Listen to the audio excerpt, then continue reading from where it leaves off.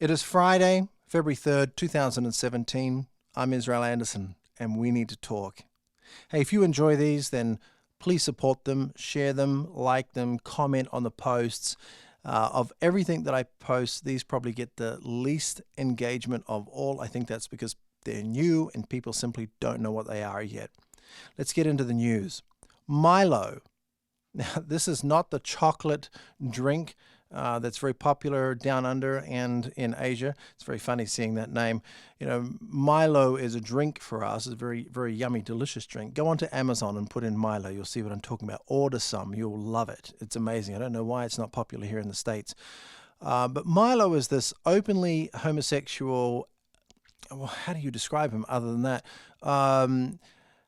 Provocateur. Not an Asian provocateur, but a provocateur nonetheless. And he goes around college campuses and gives these talks and creates enormous controversy because he's not a leftist. He's a libertarian conservative, same as I am.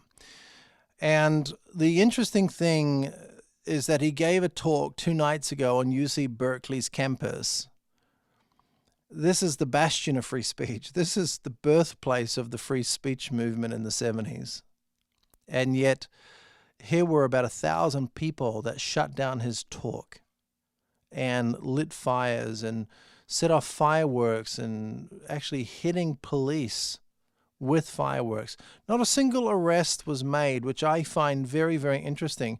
Then you hear from other conservative campus groups that, 3 of their members got arrested last week for handing out constitutions on campus.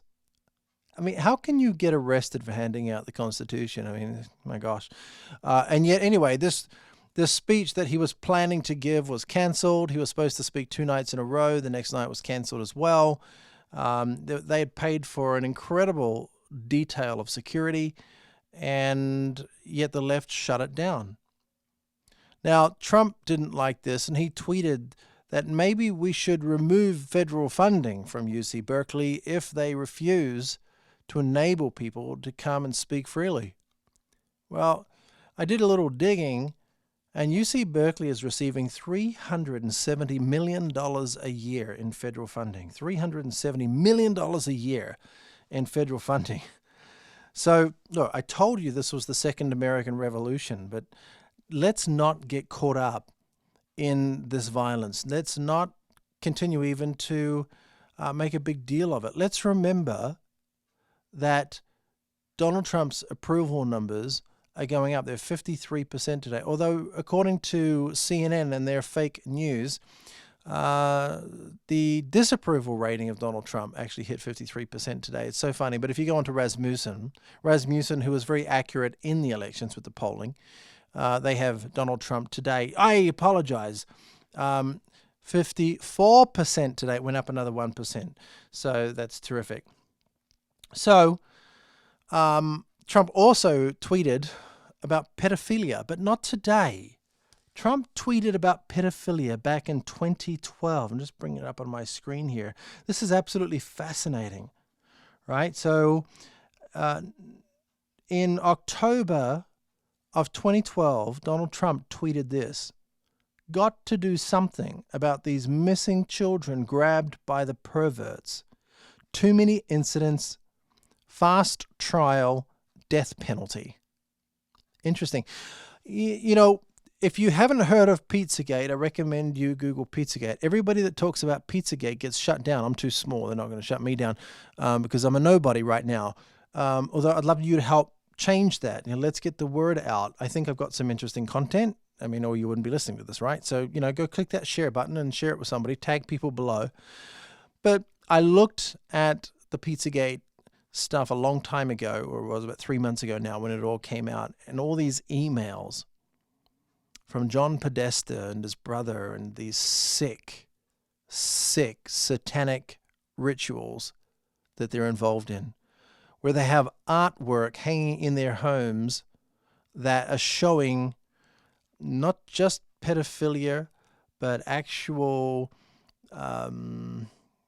this is graphic, guys. They're killing infants. They're drinking their blood. They're eating their flesh. This is in their artwork. I mean, this is the most disgusting level of toxicity humanity can experience. Now, you might be thinking, who the heck's John Podesta? You know, maybe you're not that plugged into the whole political scene. John Podesta helped Bill Clinton in his second term, helped Obama win the White House, and was one of Obama's key advisors, and was the campaign manager for Hillary Clinton. These are sick people. Pizzagate is real. Now, it's fascinating. You may think, oh, that's a little far-fetched. Yeah, you know, when things are that extreme, they know that people won't pay attention to them because they're just that extreme, but it's all in their emails. They use these known pedophilia code names, code terms in their emails talking about this. In fact, I can't think of the girl's name off the top of my head, but there's a little girl that was stolen about 10 years ago in another country. I'll get the details. And okay, I just paused the recording so I could Google this and bring it up. But this is about the little girl, Madeleine McCann, and she was kidnapped some time ago.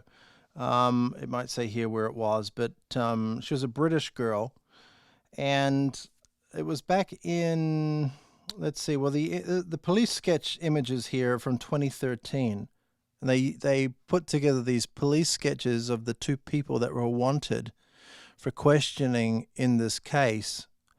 Well, these two police sketches are an absolute so absurdly identical match to John Podesta and his brother. It is staggering. Now, I just brought up Snopes, and of course Snopes says it's mostly false, as they would.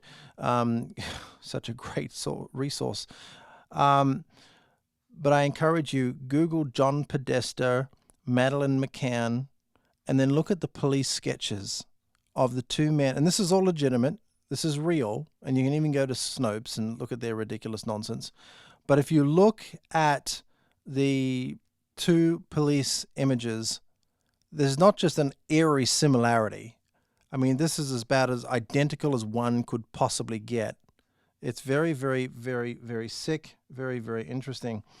Well, Rosanne Barr tweeted today, just this afternoon, and she said this: Americans, ! Now remember, Rosanne, you know, she's a little interesting woman. She's very libertarian. She's not really conservative. She's not really liberal. She's more libertarian. She said, the reason Democrats aren't approving Jeff Sessions as the Attorney General is because he will prosecute HRC, or Hillary Rodham Clinton, and make arrests over pedogate. Retweet this, wake up. So I'll read it again. Americans, the reason Democrats aren't approving Sessions is because he will prosecute HRC and make arrests over pedogate. Retweet this, wake up. Very interesting. So Jeff Sessions has now been approved. I think, hasn't he? Oh gosh, I think, well, actually I better fact check my own self there. There's been so many people gone through these Senate hearings. It's taken so long. Forgive me if I'm mistaken on that, but he will be approved. There's no problem there. He will be approved. I think he was yesterday, but there's something going on here, ladies and gentlemen. There really is. This is not some weirdo, made up concoction. It's right there in John Podesta's leaked emails. And that's why they made such a big deal, saying it was the Russians hacking their emails. It's not the Russians hacking their emails. It was Seth Rich that handed over the emails, and he paid for it with his life. They killed him. Now, John McCain today reached out to the Australian ambassador and expressed his apologies for Trump getting all upset at the Australian Prime Minister when he discovered this deal that they had for refugees. And these refugees that were on their way to Australia, they were basically being accepted here in the United States. Australia has really cracked down on refugees. They won't take them under any circumstances. They're being quite ruthless about it. But isn't it funny that, I was just saying the other day about John McCain and Donald Trump. There is a war brewing between these two, and it involves Lindsey Graham as well, but it's mostly John McCain and Donald Trump. Donald Trump knows a lot about John McCain that the average person does not. Certainly more than you and I know. We're going to see something go down with John McCain. I believe that John McCain, I wouldn't say I believe, I presented a case the other night on my talk. I think John McCain created ISIS. He created Al-Qaeda. He created Daesh. He created ISIL, IS, whatever name you want to apply to this group of gangster Muslims over in the Middle East that are just causing strife everywhere they go. I think John McCain put them together. I think he organized the funding, the training, the weaponry that they have, all this, American arms that they have. These guys are driving around in Toyota trucks that still have the decals of American plumber businesses on the side of them. I mean, it's just mind-blowing how they get all of this hardware and equipment. And I think John McCain is at the center of that. Now, I don't think this is John McCain's deal. I think John McCain is working for somebody, probably George Soros. But I think John McCain is probably going to be caught out as a traitor. I think there's a very, very good chance John McCain is going to be tried for treason in the United States. We'll see. We'll see. The ambassador to the United Nations, Nikki Haley, condemned Russia in her opening remarks at the United Nations Security Council, the very first one, over Ukrainian forces and Russian-backed separatists, that whole thing that's going on there. It's very hard to get to the bottom of it. I try to spend my time getting to the bottom of what's going on around the world and in our country here. It's really, really challenging to do that. Super challenging. And sometimes I will present things a day or two after everybody else because I really want to get to the bottom of things. And even then, it's so ridiculously hard. And sometimes it's just darn nigh impossible. You can't do it. I don't know what's going on in Ukraine, but it disappoints me greatly that the first talk that Trump's ambassador to the United Nations is harassing Russia after all of the talk on the campaign trail about how we want better relationships with Russia. This is not the way we achieve that. And so let me just say this. I'm a Trump supporter, but I don't carry the water for Donald Trump. I didn't carry the water for Ron Paul, whom I served for many years in politics, trying to help him get elected in 2007-8 and 2011-12. I love Ron Paul immensely, so much. But I won't carry the water for Ron Paul. I won't carry the water for Donald Trump. I won't carry the water for any politician. We can't do that. And what I'm noticing right now is some people that are Donald Trump supporters doing exactly what the left has done with their candidates. And that is, no matter what Trump does, they find no fault in it. Please don't be like that. Don't be like the left. Be objective. Trump needs us to call him out on things when he screws up. When he does things that are not constitutional, when he does things that he just shouldn't be doing, that we disagree with, it doesn't mean you suddenly, now you're opposed to Trump. It just means you're objective. And so there's things like that. I'm always going to be objective in my approach to Donald Trump. I love 90% of what he's doing, but 10% of what he's doing, I'm a little iffy about it. And I'll just be honest with you. And you know what? You know what that'll give me? It'll give me credibility because people will see that I don't carry the water for Donald Trump. It's very, very important to me to stay as objective as possible. Also, another example, Donald Trump's rhetoric towards Iran. Now, I said on a talk a little while ago, I don't understand the rhetoric towards Iran. What has Iran ever done to the United States? We hear that, they're the largest state sponsor of terrorism around the world. Bullshit. I mean, I've heard that all my life. Where's the evidence of this? This is just a talking point that's being reiterated. It's propaganda. That's all it is. Iran has not gone to war for 130 years. They're completely peaceful. You go down there in the streets. There's an American that actually, a long time ago, I don't think he does it anymore, but he used to go to Iran every year, and he would go talk to Iranians on the streets about America. They idolize America. They love America. They don't have the slightest bad feeling about us at all. And these are not like some other Arab countries where it's a hellhole and they're nomads living in the desert with camels and, marrying 9-year-olds and things like this. Not like that at all. Iran is, other than Israel's, the most civilized country. United Arab Emirates, I guess, some of those countries. But they're an incredibly advanced civilization and culture.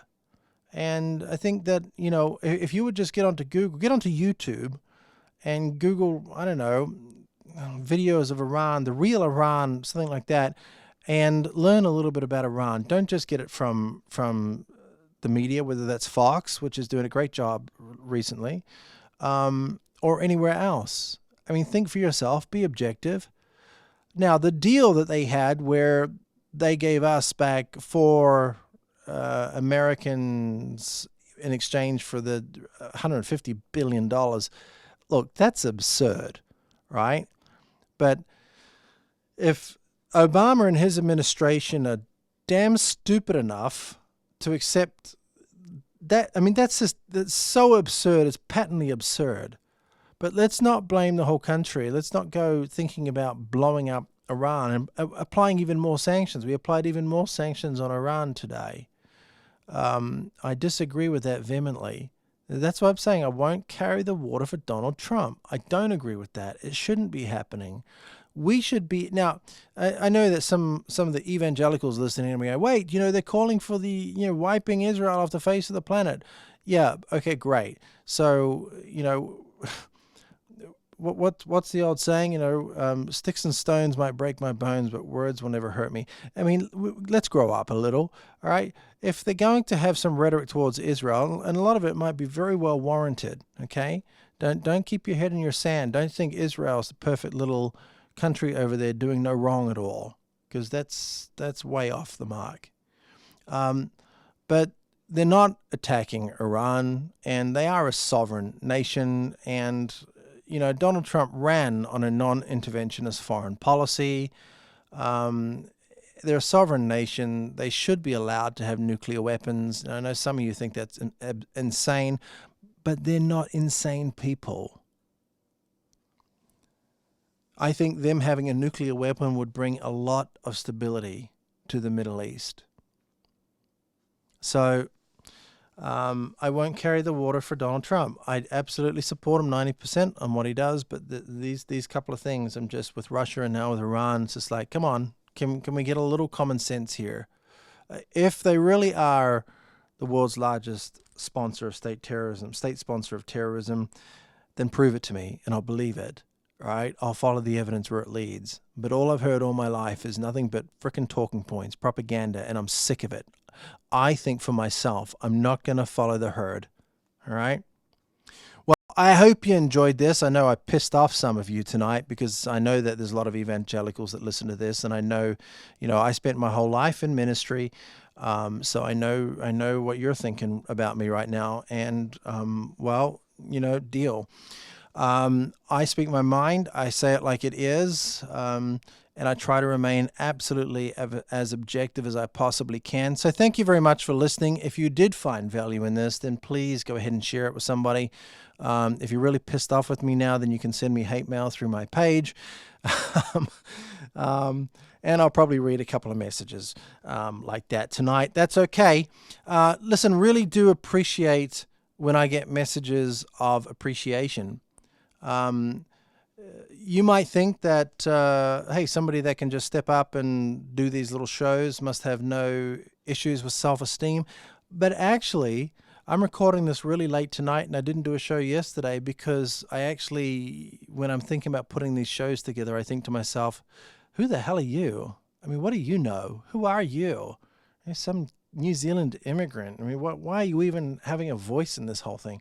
So if you do appreciate what I'm saying, I would love to hear it. I'm not fishing for compliments, but I would like some validation that what I'm sharing is of value to somebody at least. So, and I will get a hate message or two from this show tonight. So please go and show me some love if you can. See you later. I'll see you tomorrow night, hopefully. Have a great night. Bye-bye.